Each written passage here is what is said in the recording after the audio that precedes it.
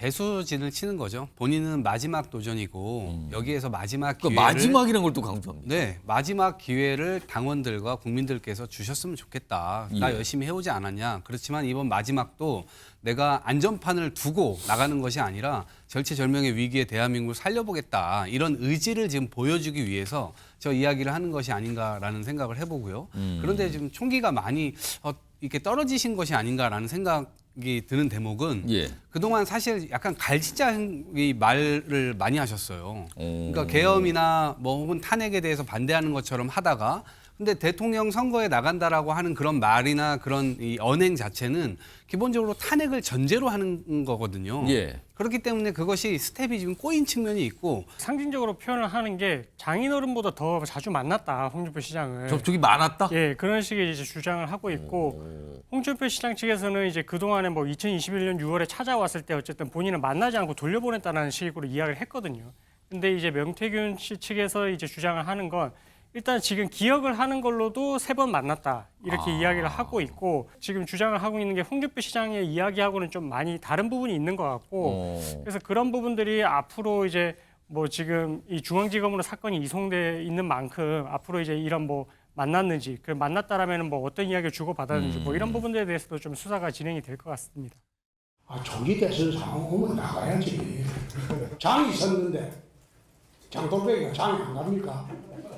이재명 대표를 다룰 사람은 우리 방에 나밖에 없을 겁니다. 그리고 트럼프하고 맞짱 뜰 사람도 대한민국에는 나밖에 없다고 나는 생각합니다.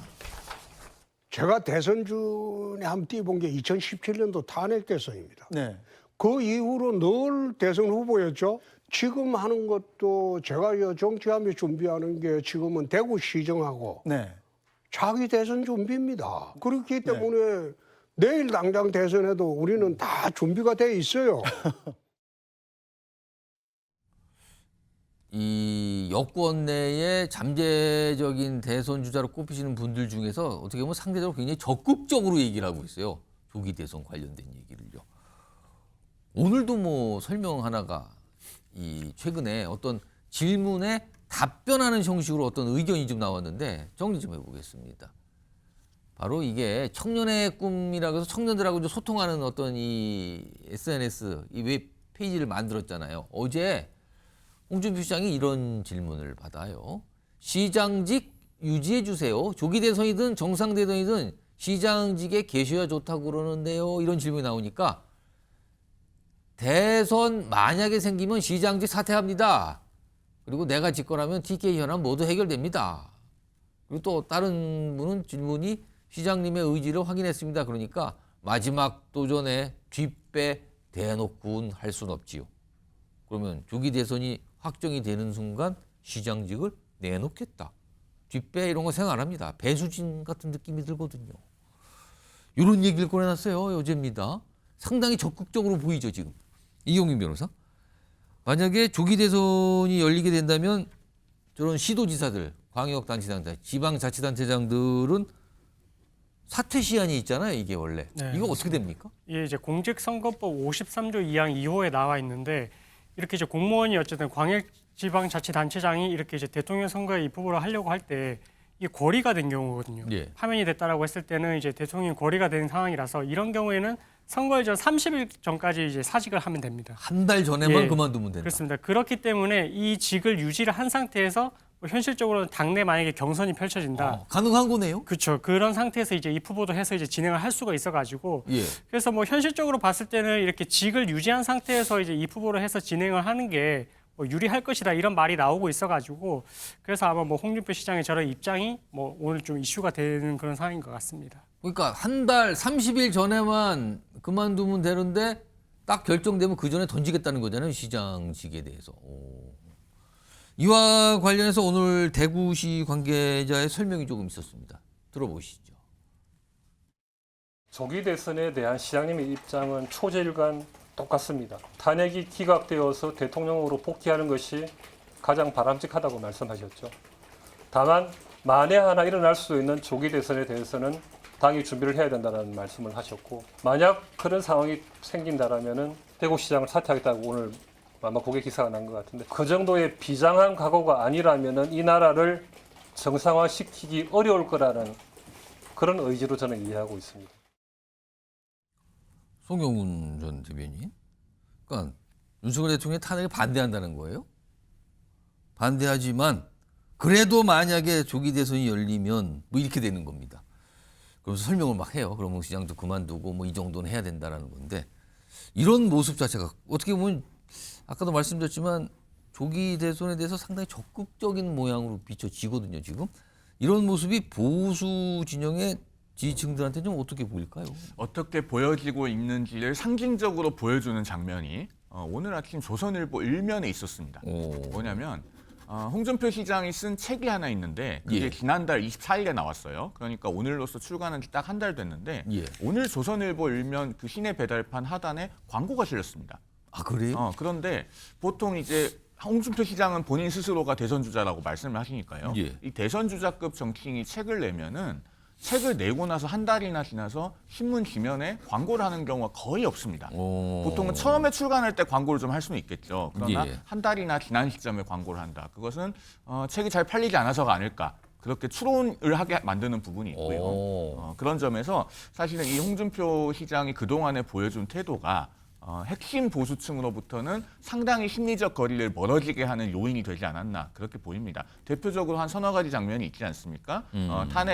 탄핵 소추안이 가결되고 나서 얼마 지나지 않아서 서울로 집을 옮길 것 같다. 트럼프 대통령 취임식에 간다고 하면서 내가 대구시장 자격으로 가는 줄 아느냐. 그리고 또 장돌뱅이가 장이 섰는데 안 갈 수 있느냐. 예. 이런 그 어떻게 보면은 경망스럽다고까지 표현할 수 있는 그런 태도를 보면서 예. 핵심 보수층에서는 어떤 것을 느꼈냐 하면은 아버지가 중환자실에 누워 계신데 아들이 벌써부터 식당은 내가 물려받을 거야. 이렇게 하는 것 같은 느낌을 준단 말입니다. 그러면은 아무리 그 아들이 식당을 경영을 잘 할 것 같아도 어머니는 그 아들이 식당을 물려받는 것을 반대하기 마련입니다. 지금 홍준표 시장이 처한 상황이 그런 것이고 그래서 오늘 신문에 책 광고까지 싣게 된 것이다. 그렇게 보여집니다.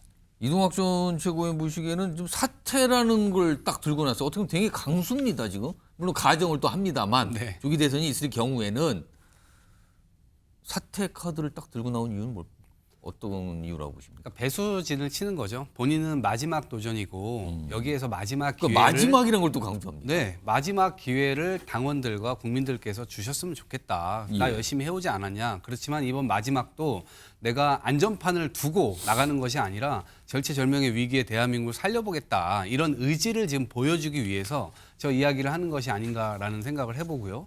그런데 지금 총기가 많이 이렇게 떨어지신 것이 아닌가라는 생각이 드는 대목은 예. 그동안 사실 약간 갈치자의 말을 많이 하셨어요. 그러니까 계엄이나 뭐 혹은 탄핵에 대해서 반대하는 것처럼 하다가 근데 대통령 선거에 나간다라고 하는 그런 말이나 그런 이 언행 자체는 기본적으로 탄핵을 전제로 하는 거거든요. 예. 그렇기 때문에 그것이 스텝이 지금 꼬인 측면이 있고 또 그것이 약간 지지층에서는 뭔가 문제가 될 것처럼 그러자 페이스북에다 또 뭔 말을 올렸냐면 윤석열 대통령이 잘 돌아오셔서 나라를 다시 잘 경영했으면 좋겠다 이런 얘기를 또 합니다. 그러니까 이미 이 스텝이 다 꼬여버렸고 그다음에 책 관련해서도 타이밍도 너무 잘못 잡았어요.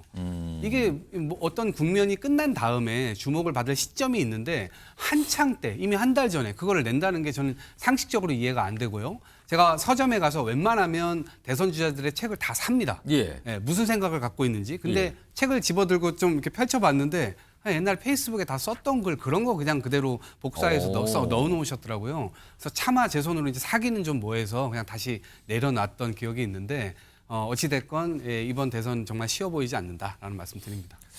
이런 가운데 명태균 씨 측에서는 계속 홍준표 대구시장 얘기를 좀 하고 있어요. 요즘에 그렇거든요. 오늘도 좀 그런 얘기 나왔고 이와 관련해서 대구시 관계자의 어떤 반박, 뭐 설명도 좀 있었고요. 그 목소리 좀 들어보죠. 명태균 씨는 어떻게 이야기를 하냐면 예, 내가 장인보다 자주 만난 사람이 홍준표다라고 하면서 예.